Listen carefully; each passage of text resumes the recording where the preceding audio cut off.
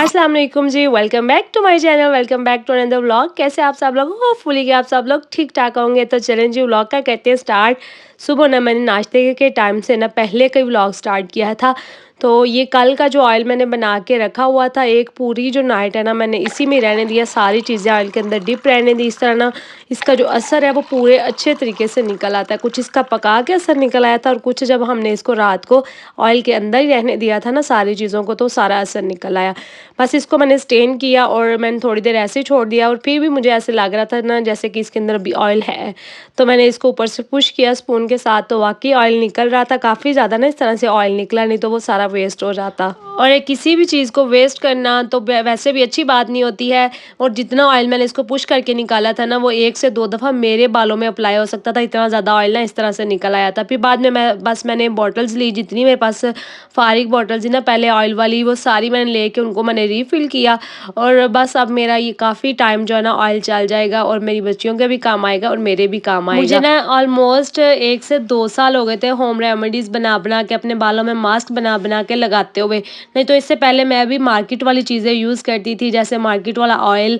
मैं ज़्यादातर वो जस्ट आमना का जो ऑयल है ना वो यूज़ करती थी। हाँ, मेरे से ना किसी ने कमेंट भी पिछले व्लॉग पे किया कि आप उसका रिव्यू दे दें। तो नो डाउट कि बहुत अच्छा ऑयल है, लेकिन वो काफ़ी ज़्यादा एक्सपेंसिव भी होता है और बार-बार ऐसे पैसे लगाना।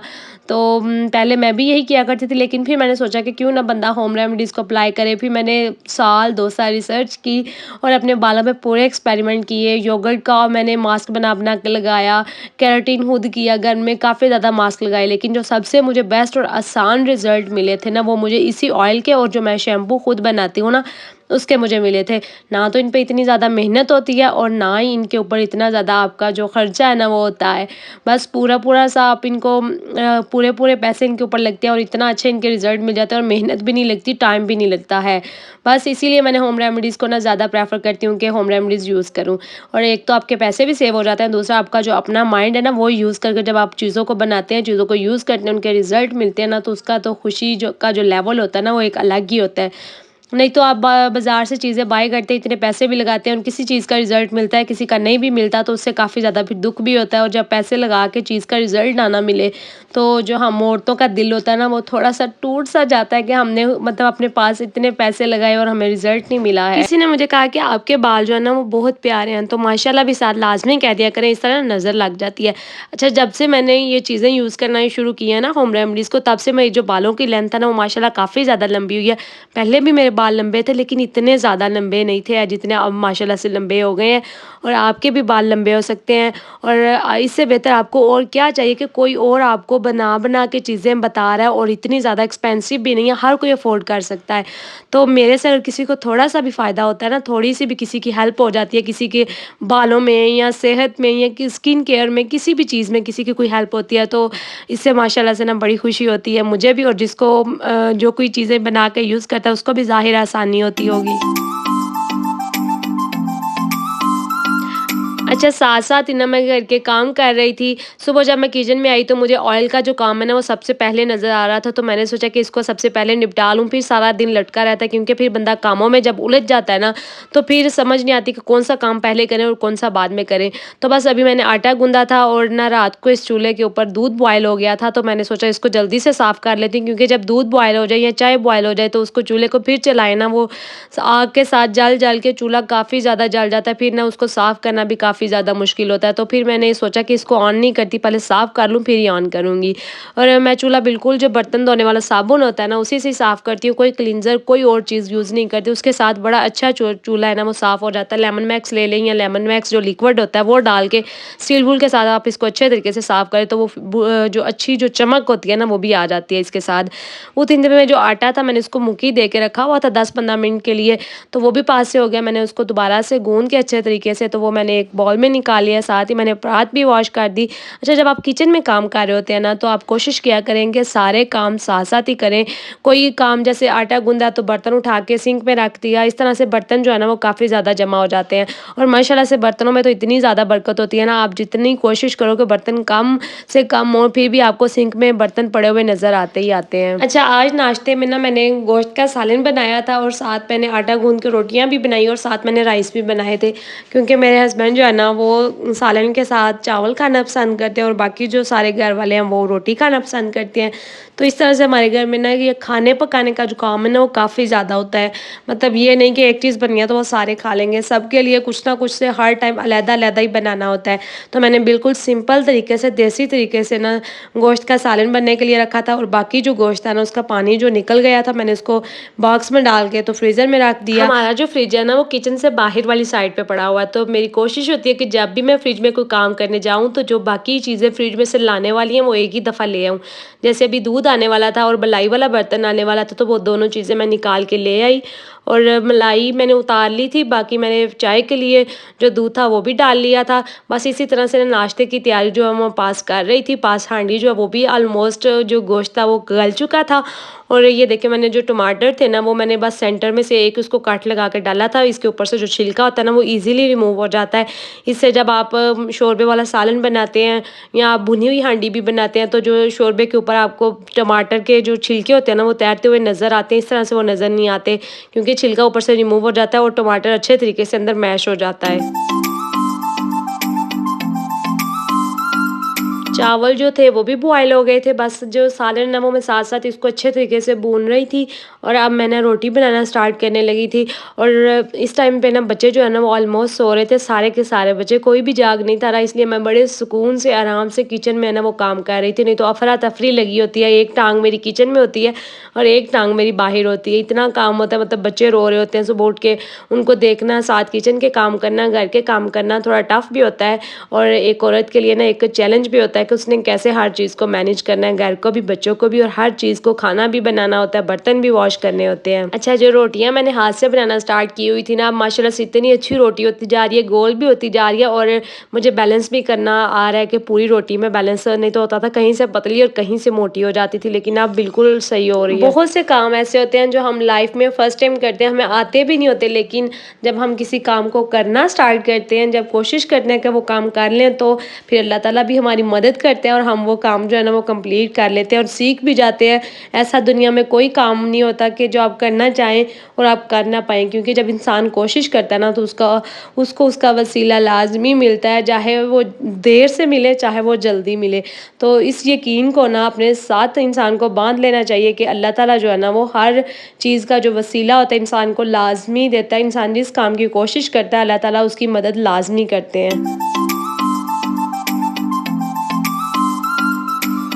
अच्छा, ये ना कुछ बर्तन थे तो मामा लोगों ने ना हमें भिजवाए थे। तो ये ना मेरे दादा अब्बू के हाथों के खरीदे हुए बर्तन थे और कुछ मेरी मामा के जो जहेज़ के बर्तन होते हैं ना वो वाले थे। तो ये स्टील के बर्तन हैं और हमारे घर में ना शीशे और पत्थर की जो प्लेटें हैं वो हम लोग यूज़ नहीं करते, क्योंकि बच्चे हैं वो तोड़ देते हैं, तो ज़्यादा हम लोग ना स्टील ही यूज़ करते हैं। प्लास्टिक को हम लोग बिल्कुल भी प्रेफर नहीं करते कि इसको यूज़ करें। इंसान तो दुनिया में रहता नहीं, चला जाता है, लेकिन उसके हाथ की खरीदी हुई चीज़ें, उसके हाथ की बनाई हुई चीज़ें जो होती हैं ना वो बाकी रह जाती हैं, लेकिन इंसान बाकी नहीं रहता। अल्लाह ताला मेरे दादा अबू की मग़फ़िरत करें, उनको जन्नतुल फ़िरदौस में जगह अता फ़रमाए, आमीन। तो बस यहाँ पे हम दोनों बैठ के ना बातें कर रही थी कि ये दादा अबू के हाथ की खरीदी हुई थी और मतलब इस तरह से बस उनको याद कर रही थी। और कुछ चीज़ें ऐसी होती हैं कि इंसान को देख के ना उसको दिल को ना कुछ हो रहा होता है कि ये मेरे फ़लाँ की जो कोई चीज़ थी। अक्सर ऐसे हमारी ना इमोशंस अटैच होती हैं इन चीज़ों के साथ, तो इनको बड़ा सँभाल के हम लोग रखते हैं। इंसान तो दुनिया में बाकी रहते नहीं, लेकिन जो उनके हाथ की चीज़ें होती हैं ना बस वही बाकी रह जाती हैं। तो बस ये उसके बाद मैं किचन में आई थी और ये ना नाश्ते के बाद की जो क्लीनिंग थी ना वो अभी होने वाली थी। मैंने सोचा कि जल्दी से जाती हूँ, बच्चों को मैंने नाश्ता वगैरह करवा दिया था, तो जल्दी से जाती हूँ किचन में, जाके किचन को भी साफ़ कर लेती हूँ। काउंटर टॉप मैंने सारे क्लीन कर लिए और लास्ट पे जो बर्तन थे ना वो सारे मैं सिंक में जमा कर लेती हूँ और लास्ट में मैं इनको वॉश करती हूँ। इस तरह ना मुझे थोड़ा सा आसान लगता है कि बाकी सारा बस अब क्लीन है, किचन बस ये थोड़े से बर्तन इनको वॉश करूँगी तो जो काम है ना वो मेरा डन हो जाएगा। अच्छा, काफ़ी ज़्यादा टाइम जो है ना वो नाश्ते के बाद गुजर गया था, मैंने काफ़ी ज़्यादा काम भी किए थे और हर चीज़ को रिकॉर्ड नहीं किया जाता, क्योंकि फिर व्लॉग जो है ना वो काफ़ी लंबा हो जाता है और बच्चों के पीछे भागना, उनको शावर देना, उनको कपड़े पहनाना, उनको फिर तैयार करना, उनको ट्यूशन भेजना, उनको नाश्ता करवाना और अपने हस्बैंड को भी देखना, घर के काफ़ी ज़्यादा ऐसे काम होते हैं जो रिकॉर्ड नहीं किए जाते।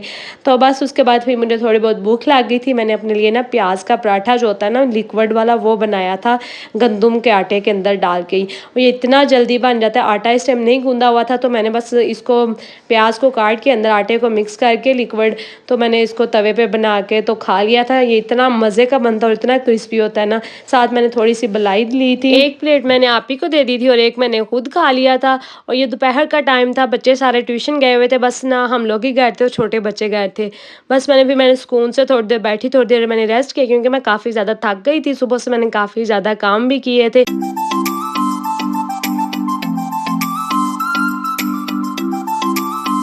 आज मैंने सोचा था कि आज ना मैंने थोड़ी-सी अपनी स्किन केयर भी करनी है और हाथों की भी थोड़ी-सी ना केयर करनी है, क्योंकि 2-3 दिन हो गए थे मैं मास्क वगैरह बिल्कुल अवॉइड कर रही थी। क्योंकि बाकी सारे काम घरों में ऐसे ही उलझा होता है ना इंसान, कि अपने आप को तो भूल ही जाता है और अपनी केयर करना तो बिल्कुल ही भूल जाता है। सिंपल तो बंदा मुँह हाथ धो लेता है, लेकिन थोड़ी-सी जो स्किन केयर होती है ना रूटीन के साथ, वो थोड़ी-सी मैं भूलती जा रही थी। 2-3 दिन हो गए थे मैं बहुत ज़्यादा अवॉइड कर रही थी, नहीं तो मैं 2 टाइम जो है ना वो मास्क अपने फेस पे अप्लाई कर लिया करती थी। तो आज मैंने सोचा कि नहीं, मैं ना दोबारा से अपनी रूटीन पे आती हूँ। ये तो अच्छी बात नहीं कि मैं अपने आप को इस तरह छोड़ दूँ। और फिर मैंने थोड़ा-सा बेसन लिया, थोड़ी-सी हल्दी ली और थोड़े से ओट्स मैंने पीस के रखे हुए थे, वो मैंने डाले। और फिर उसके अंदर मैंने टमाटर का जो जूस होता है ना वो डाला था और थोड़ा-सा पानी डाल के इसको मैंने मिक्स करके अपने फेस पे अप्लाई कर लिया था। उसके बाद मैंने साथ ही अपने हाथों पे, जो मैंने खुद हैंड वॉश और बॉडी वॉश बना के रखा हुआ है ना, उसके साथ अपने हाथों पे और बाजुओं पे सारा स्क्रब किया 2-4 मिनट के लिए।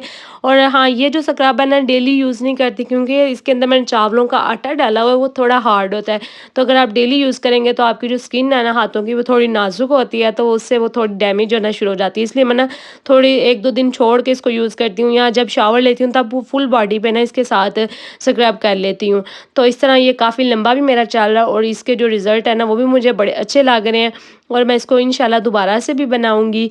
और फिर उसके बाद मैंने मास्क लगा लिया था फेस पे, तो इसको जब ड्राई होने में अभी 20-25 मिनट लगने थे, तो मैंने सोचा जल्दी से ना कपड़े प्रेस कर लेते हैं, क्योंकि आज ना मौसम भी थोड़ा-सा अच्छा हो रहा था और जो हमारा इस्त्री स्टैंड है वो बाहर दरवाजे के पास था।